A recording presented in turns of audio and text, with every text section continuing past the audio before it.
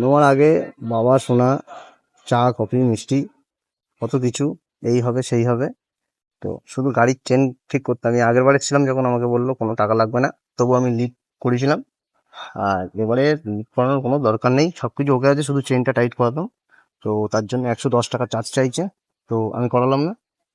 হ্যাঁ, বলে না যে যারা একটু এক নর্মাল বেশি হয় তারা হারামি ততটাই হয়।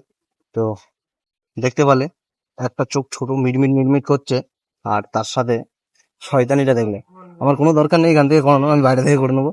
আর টাকা তো অ্যাকচুয়ালি সবাইকার গায়ে কামড়ায় না টাকাটা, তো ফাউ ফ্রি অনেক আমি 110 টাকাটা আমি দিতে চাইলাম না, যেটা আমার ফ্রিতে হয়ে যাবে।